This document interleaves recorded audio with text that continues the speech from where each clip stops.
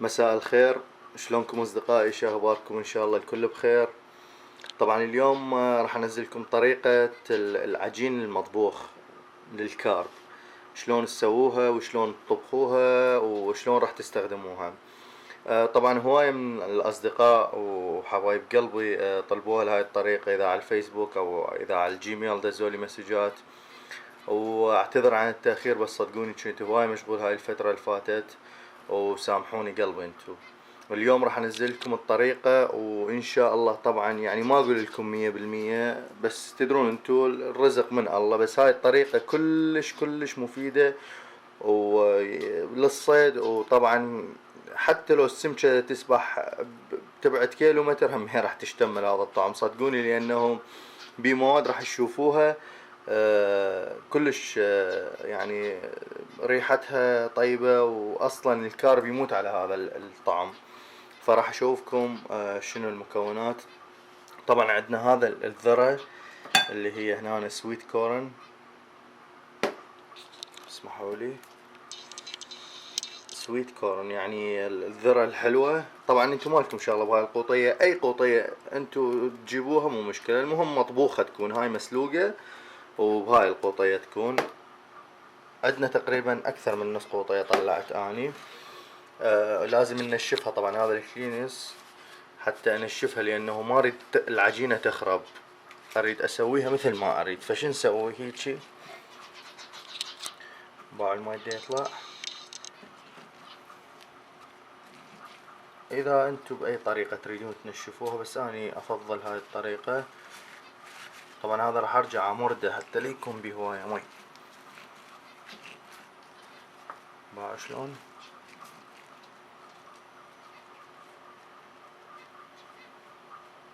خلونا هسه بعدين نسويها. بس المهم عرفت الطريقة شلون يتنشف. لازم يتنشف هذا من المي. انا احب انوه على شغلة، من تنشفوه اذا نشفتوه للذرة بالكلينس، فلا تستخدمون كلينس معطر بيه عطر، لانه تدرون اكو انواع من الكلينس يجي بها عطر. فهذا الكلينس خاص مال المطبخ، ما بي اي عطر ولا بي مواد مضرة، لانه اذا استخدمتوا هذاك الكلينس راح تتحرم ولا راح يتقرب يمها السمك هاي الخلطة ولا راح يوصل لها. فتأكدوا من الكلينس يكون مال مطبخ وما بي اي عطور. اوكي، هذا عندنا ذرة حلوة. وعندنا الجيلي اللي هو ستروبري يعني بالفراولة. هذا عندنا تشيز من عنده. وعندنا ثوماية وحدة راح نطحنها همينة ويا الذرة. هذا راس فص ثوم واحد. وعندي بيضتين هنا أنا طرقتهم، هاي بيضتين مطروقة هم راح نستخدمها. وهذا كوب طحين. هنا عندنا الأكل مال سمك الزينة. طبعا هذا بصراحة مهم لأن تدرون ال هذا الأكل هواية حاطين بيه شغلات، يعني بروتينات حاطين بيه، وحاطين بيه يعني اتوقع السمك هذا الناعم المدقوق 100 بسي وحاطيه، وهواية فوائد للسمك. طبعا هو السمك الزينة، بس احنا شنو راح نستخدمه ويا هاي العجينة. عرفتوا حبايب؟ اي محل تروحون عليه بس تجيبون اكل للسمك الزينة ونقدر نستخدمه. عندنا خاشوقتين مال اكل شكر، وعندنا زيت 3 خواشيق مال اكل. اوكي، هنا ايش عندنا؟ عندنا هذا الصمون اللوف اللي اكثر من مرة اقول لكم استخدموه. اوكي حبايب، اني سويت من عنده تقريبا 5 لو 6، فلستهم هيجي، فلستهم هذا هيجي قصيته وخليتهم. راح نرجع هسه نطحنهم. اوكي، راح اشوفكم ورا ما راح ينطحنون شلون حيكون شكلهم. طبعا عندنا هذا الخلاط اللي راح اطحنهم بيه.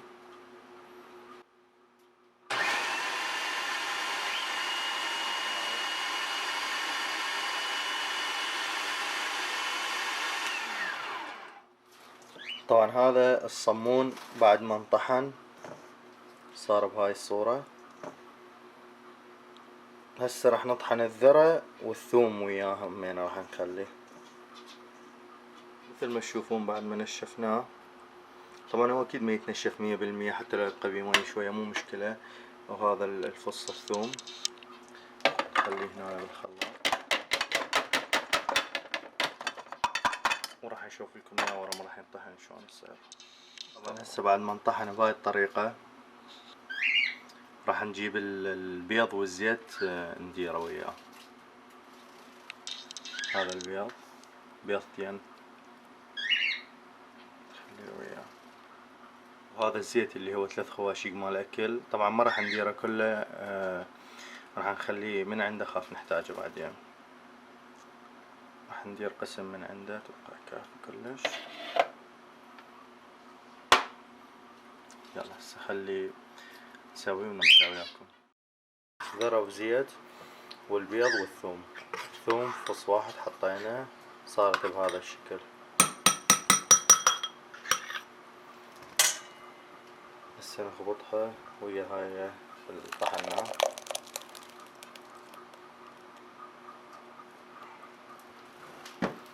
طبعا نجي على الشكر الخاشوقتين مال الاكل هم نديره هنا.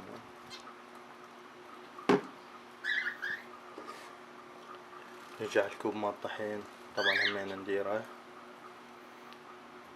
تقريبا درنا نصه وبعد خلينا ندير يعني مبقي بس شوية فد ربع كوب مبقي خاف نحتاجه بعدين.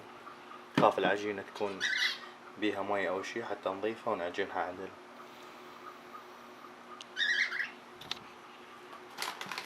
طبعا هسه نفتح الجيلي اللي هو هذا. خليني افتحه وارجع لكم. هذا الجيلي مثل ما قلت لكم ما بقى بيه بس شوية، بعد بقى يعني بقى هالقد تقريبا، وهذا كله درته. ف يعني ديروا على قد هالكمية. اوكي حبايب. والعلبة طبعا باعوا تشف ايدي طبعا، هذا حتى تعرفون الحجم لانه من عنده صغار، فباعوا شف ايدي هذا الحجم مال العلبة. طبعا هسه نخبط هالمواد كلها. خلي ندير هذا من هسه حتى من نخبطها يتجانس وياه. طبعا عندنا هذا الاكل مال السمك مثل ما قلت لكم سمك الزينة. طبعا يعني بتقديري هاي خاشوقتين مال اكل، وهو حتى لو تديرون ثلاث خواشيق 4 خواشيق مال اكل يعني كل زين، لانه هذا كل ما نخلي من عنده هو احسن. فاوكي اخليها هاي كلها تقريبا بيه 3 خواشيق مال اكل. اوكي حبايب. هسه لازم كله ينخبط بهاي الصورة.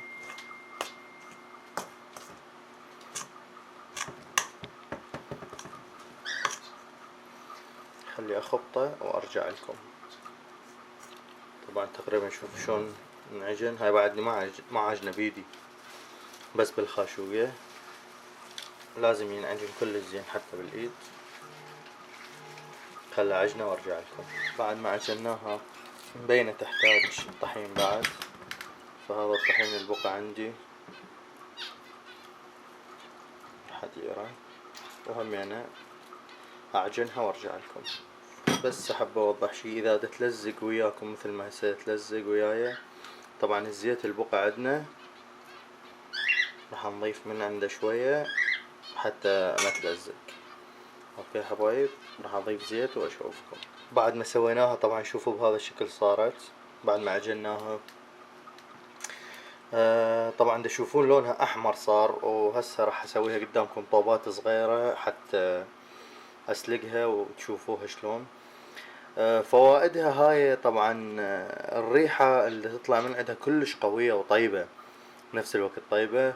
ودا تشوفون الذرة الناعمة يعني مثل هاي او هاي، او يعني هو الكارب اصلا يحب الذرة.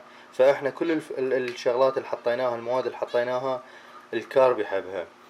وقلت لكم ان شاء الله الرزق على الله، بس هاي الطريقة يعني شغل لكم ناجحة كلش ان شاء الله، وراح اجربها قدامكم اني لو اليوم لو باكر اطلع واصيد بيها ان شاء الله، وراح تشوفون النتيجة. فقلت لكم يعني كل المواد اللي حطيناها الكارب يحبها، والريحة كلش طيبة تطلع من عندها، والحمار اللي بيها حتى يجذب الكارب اكثر، واصلا هو الجيل همينه بيه فد ريحة طيبة زين. فان شاء الله يا ربي الكل يتوفق والكل يصيد، واتمنى لكم كل خير اني. وصدقوني يعني اسف ما دا انزل فيديوهات، بس اصلا قلت لكم شوية عندي شغل، وان شاء الله عن قريب بحيل الله ابدي انزل فيديوهات للصيد، وابدي انزل غير طرق. بس هاي الطريقة طبعا لانه شفت اكثر العالم رايديها، فقلت لازم انزل لكم اياها. اوكي حبايب، هسه نخليه شوية حتى العجينة تختمر، يعني فد 10 دقايق ربع ساعة زين، وارجع اشوفكم ايش راح اسوي. تحياتي لكم. بعد 10 دقايق اخذنا من عندها وسوينا هاي كم رولة. طبعا ما يراد هالشي هاي، بس هيك تسووها، حاولوا قدر الامكان يعني تسووها كلها متساوية. هسه نجي نقص، نحاول نخليهم قريبين يعني نفس الاحجام، ماكو مشكلة هو، بس يعني حتى الشكل مجرد الشكل يطلع احلى. خلي اسويهم كلهم واشوفكم بعد. باعوا شلون هاي مقصيناها، 1 2 3 4 5 6 7 8 9 10، يعني بيهم فد 25 وحدة، 25 طعم. عرفت شلون؟ 25 طعم، وبعد عندنا شقد خير من الله. فهسه بعد ما قطعناه هسه طبعا هيك بالايد باثنين ايديناتنا نسويها دوائر. لازم يعني فهمتوني شلون؟ انا هسه ما اقدر استخدم ايدي الثانية لانه دا اصور بيها، بس هيجي دوائر نسويها شقد ما نقدر. باعوا يعني تقريبا مثل هاي،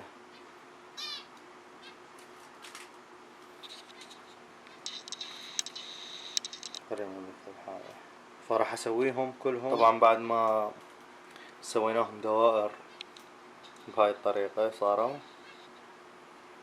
مثل ما قلت لكم. بعد عندنا هنا همينة وجبة ثانية، بس هذا بعدين راح اسويه لانه اذا اسويه ما راح اخلص وما اريد اطول الفيديو عليكم، فسويت هسه بس هيجي كم واحدة. طبعا عندنا هنا ماي ديفور محضرة اني من قبل ربع ساعة، حاطة ديفور. هسه نجيب هذولا خليهم هنا.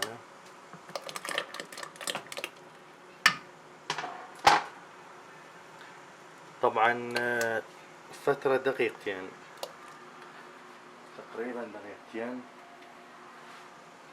خلي اشيك التليفون. اي دقيقتين الى 3 دقائق نخليهم، وبعدين نطلعهم من هنا. شوفكم ايش راح اسوي. نحاول ما نطخهم لان تدرون اذا نطخهم راح يتفلشون، فنحرك المي وهم راح يتحركون بدون ما نطخهم، لانه تدرون النار عالية، فاذا يبقون ثابتين بمكانهم احتمال يلشع يحترقون. فبين فترة وفترة نحركهم يعني بهال 3 دقائق مو اكثر. بعد مرور 3 دقائق ضبط باعوا شلون طوفت هي وحدها تطوف. هذا البخار خبرني. عرفت شلون حبايب؟ معناتها ها هي صارت 3 دقائق هي وحدها تطوف. باعوا بهاي الشكل صارت عندنا. نشيلها نخليها بمصفي، هذا مصفي. نعوفهم نخلي جوهم في الشي حتى المي اللي راح ينقط، فنعوفهم نص ساعة تقريبا بهاي، يعني بس نحركهم نعوفهم نص ساعة بالمصفي، وبعدين راح اخليهم بصينية واطلعهم برا عالشمس فد ساعتين. طبعا بعد مرور نص ساعة هذا كملته سويته، وبقى شوية من عنده مثل ما تشوفون. ونرجع نفس الطريقة همين نقص هم نسويها دائرة. طبعا تشوفون العجينة ما شاء الله شلون طلعت حلوة. شوفوا شلون عجينة. هم نسويها دوائر ونرجع نخليها بالمي من دقيقتين ونص إلى 3 دقائق، ومن الطوف نطلعها نخليها بمصفي، نخلي جواها وصلة ونخليها نص ساعة. هسه بعد ما مرت النص ساعة نرجع لهم. هذول سويناهم مثل ما تشوفون.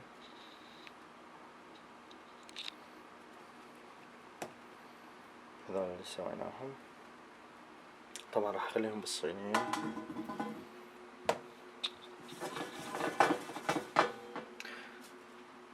طبعا هي تشوفون شلون قوية حلوة. خلي الا ادوسها قوي يلا تنفتح زين. وهاي بعد يعني ما مر عليها وقت طويل. من نخليها على الهواء ساعتين برا راح تصير كلش قوية. ف راح اخليها برا، وبعد مرور ساعتين ندخلها ونشوفكم شو راح نسوي. مرحبا حبايب قلبي. رجعت وياكم طبعا بعد مرور ساعة تقريبا. انا المفروض كان اعوفها ساعتين بس قلت خلي اصور لانه اريد اطلع بصراحة. بعد مرور ساعة شوفوا شلون صار. هيك شكله. اني ما راح اخليها هسه بكياس. باعوا شلون قوية صارت. خلي افتحها هاي ادوسها قوي. باعوا شلون قوية. هاي كل قوتي طبعا دا ادوس. شوفوا بطنها. طبعا والريحة ما راح اقول لكم شنو الريحة لانه حتسووها وراح تشتمون الريحة وطبقوا مثل ما قلت لكم شلون تسووها.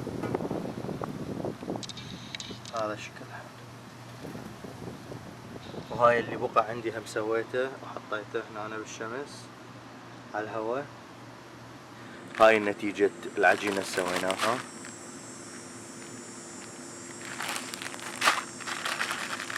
هاي الكمية اللي طلعت ويانا ما حسبتهم صراحة بس خير من الله يعني بيهم فد 75 قطعة او شي. المهم حبايب خلوه دائما بكيس من هذا اللي ينسد من فوق حتى ما يدخل له هواء وما يعفن. و تقدرون تسوون كل فترة يعني شو اسمه وجبة هيك كبيرة. عرفت شلون. حتى لنهاية صعبة شوية مو مال واحد يوميا يقعد يسوي له. كل فترة تسوون وجبة وتخزنوها ما عليها اي شي بالثلاجة. زين قلبي.